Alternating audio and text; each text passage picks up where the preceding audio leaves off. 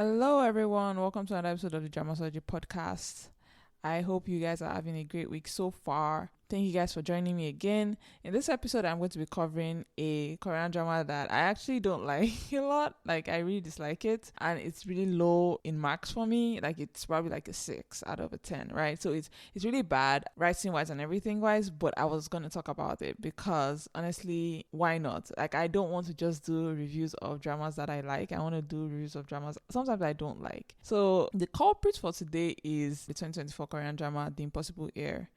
I'm going to talk about drama and what I feel like I would have done differently if I was like a fly in like the writer's room, or if I was just a writer that was involved in this drama, right? So for those who don't know, The Impossible Heir is following the illegitimate son of a Korean conglomerate owner who partners with his childhood best friend, or it's just his childhood friend, I guess, that is ambitious, and the two basically will try and take over the conglomerate. Right, so this is a huge deal because the illegitimate son is one of 3 sons, and he's definitely not like next in line. So how they are going to like come together and get this done, that is basically the story of this. So it's a uphill battle for them, right? I was super like anticipating this drama because it's Lee Jae-wook's first drama since Alchemy of Souls. Like, it's his first lead drama since Alchemy of Souls, and so I was really looking forward to it, and it really disappointed me, and I'm really sad about it, right? Because again, Alchemy of Souls is that drama that like I really love, right, in my heart of hearts, and I even like that's the reason why I started this podcast. So if you haven't seen my review of Alchemy of Souls, you should check it out. I do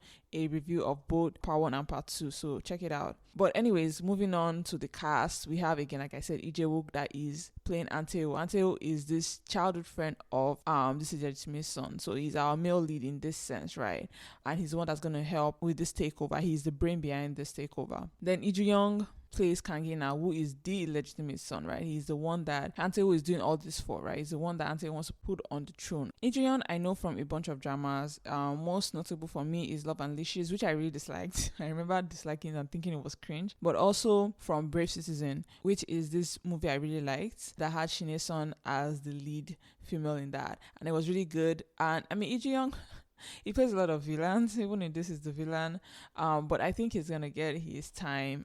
He's gonna be lead one day because again, he's really, really good at acting, and I don't know, just something about him that I'm like, yeah, he's male lead worthy. So it's definitely coming for him, and I look forward to it. Then we have Ong Soo-ju that is playing Na-hee-won, who is this girl that basically is stuck between these 2 friends, right? She is someone from an impoverished background, and so, you know, meeting somebody like Kangina is very, like, it's life-changing for her, right? Ong Soo-ju, I know her unlike a lot of people from Love Struck in the City, in that she was the co-star for Imino in that one episode, right? And so they had a love line where she was like this actress, and Imino was like a police officer or something like that. And I remember liking her performance in that. So, you know, I was really glad to see her in this as well. Then you also have Choi Jin that is playing Kang Hee-ju. Kang Hee-ju is Kangina's half-sister, right? But the thing that makes her special is that she is a lot nicer, and more empathetic to Kangina, and you actually sees him as, you know, her sibling. So that is kind of her role in this. And that's basically the cast of our story, right? I would say that the premise of this story, of this drama, is very good.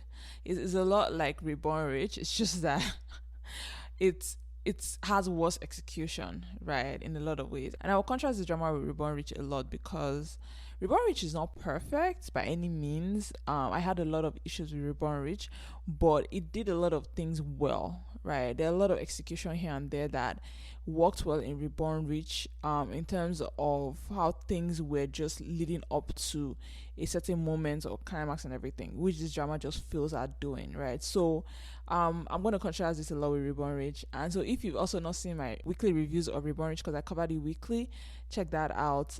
It's one of my earliest, maybe like episode 2, episode 3 of this podcast. But yeah, moving on back to The Impossible Heir.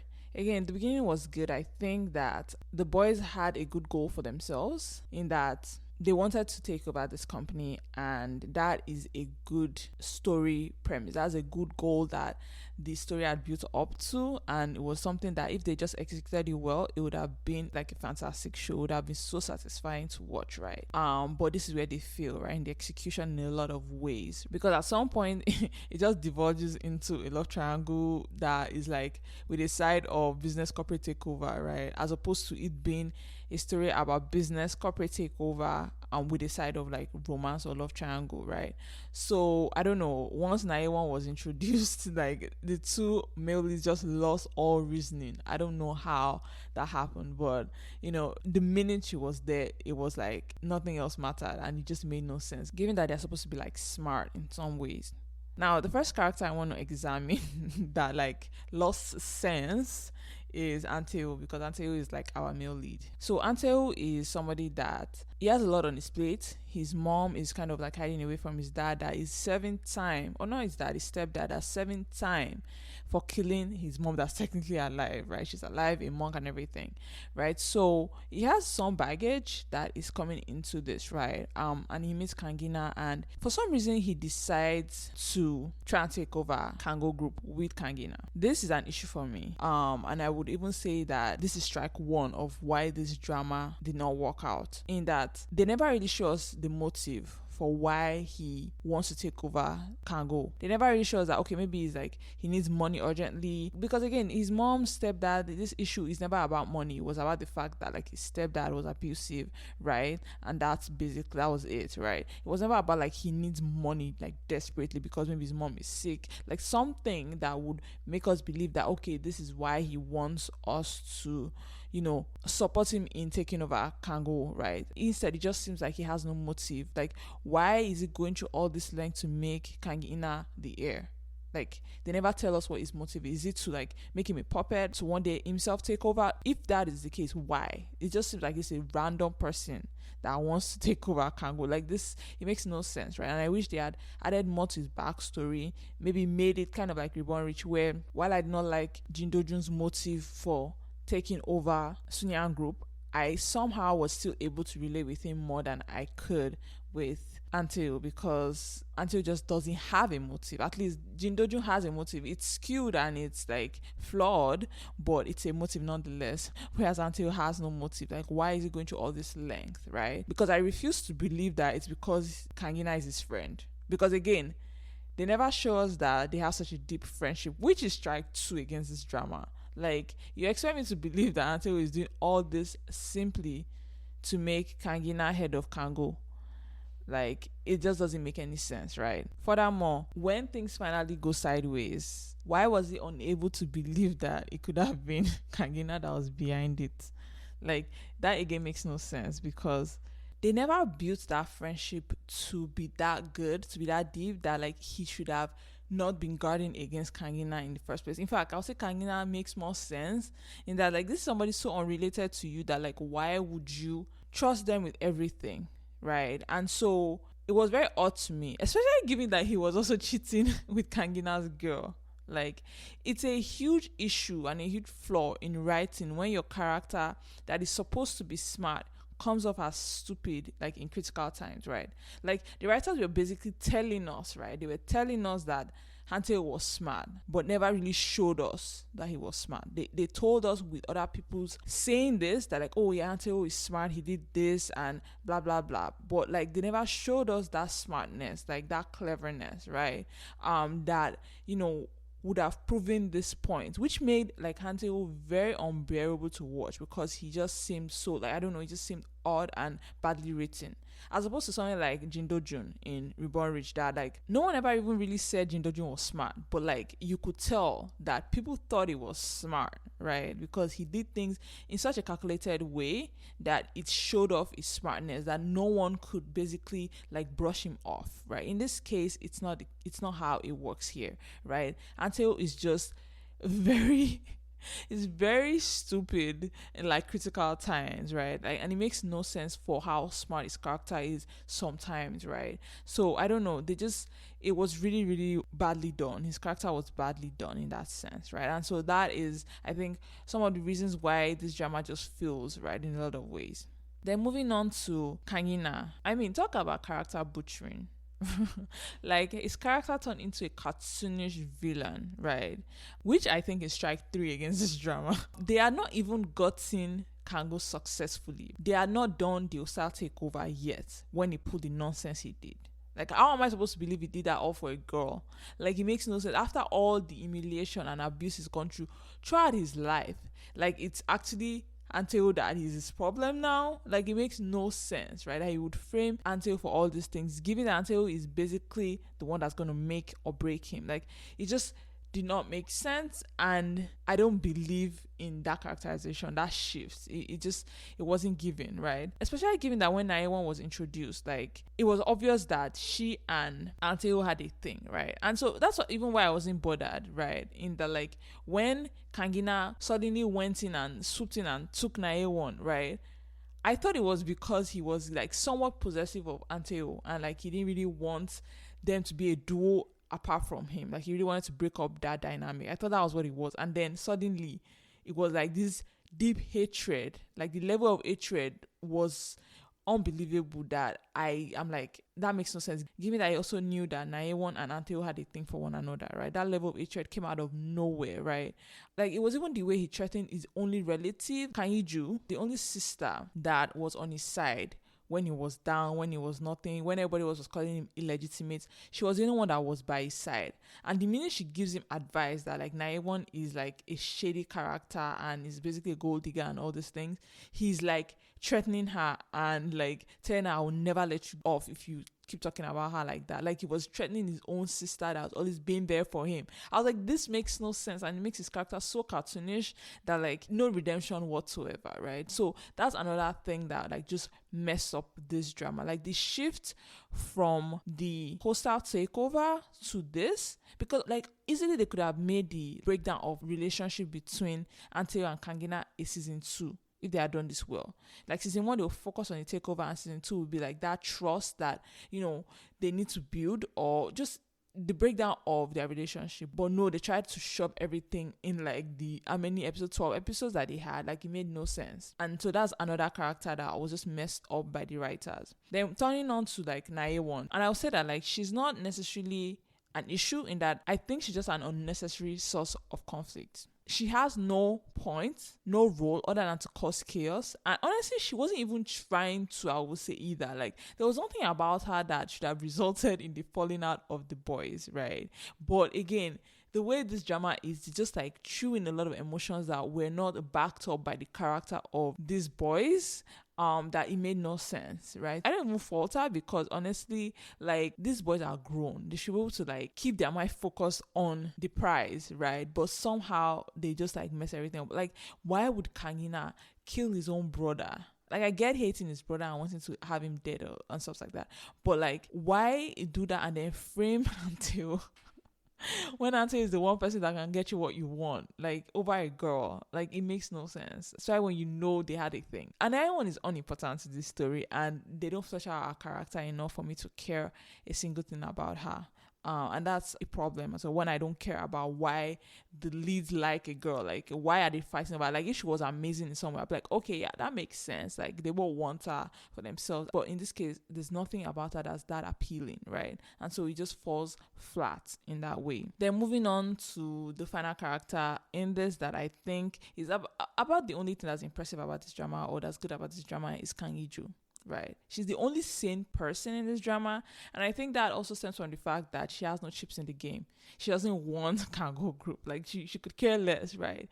And I mean, I will say that I hated her when I first saw her, because again, I just thought she would be that character that was like a spoiled brat and would, like, bother Anteo a lot. But honestly, I would say that the minute they, like, flash forward to, like, 10 years and, like, she's still into him, it was so cute in a way.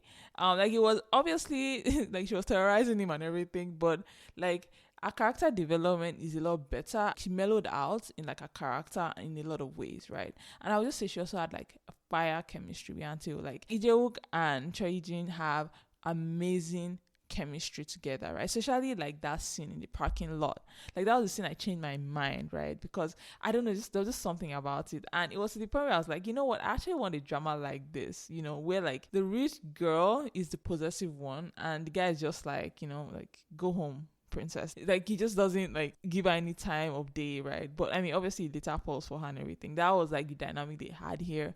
In like, Ante was just done with her.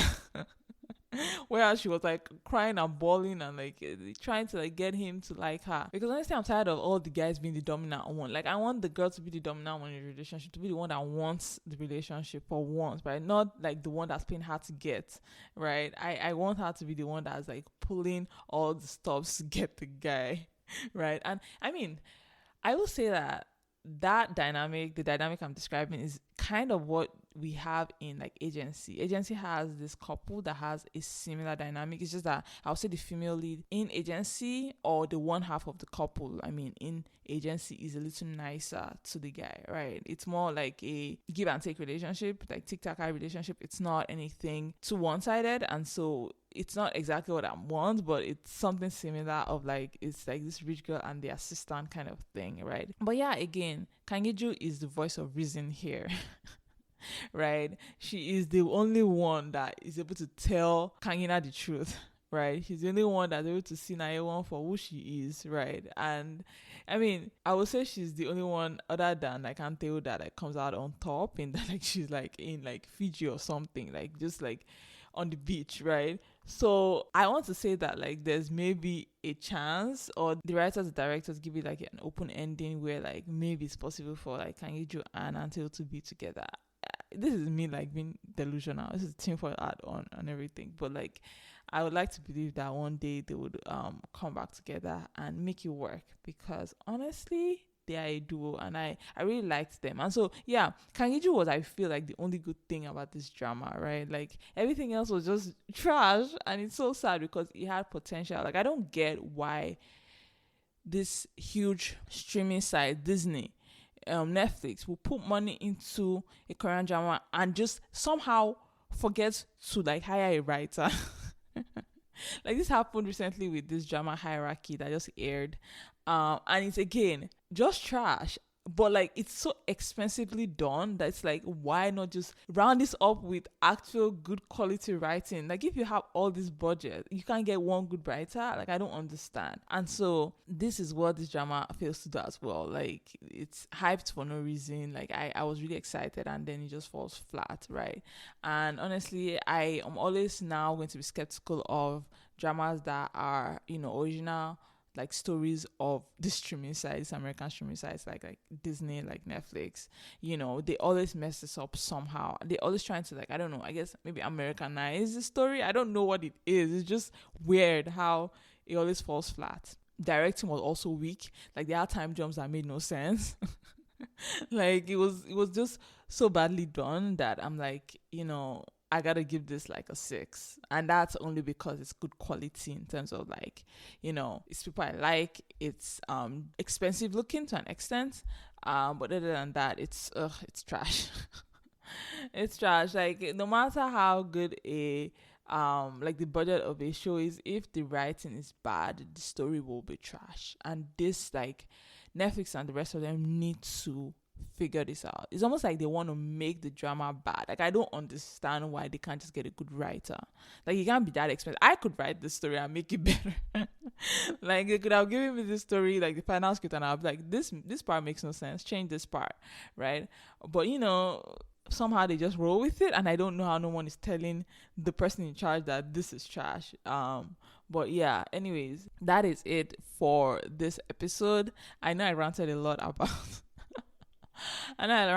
about this drama, but honestly, it's really bad in a lot of ways. But again, Ijeok is in it, and so I was kind of like, I will watch this to the end. You cannot, like, I love Ijeok, and Ijeong too is amazing.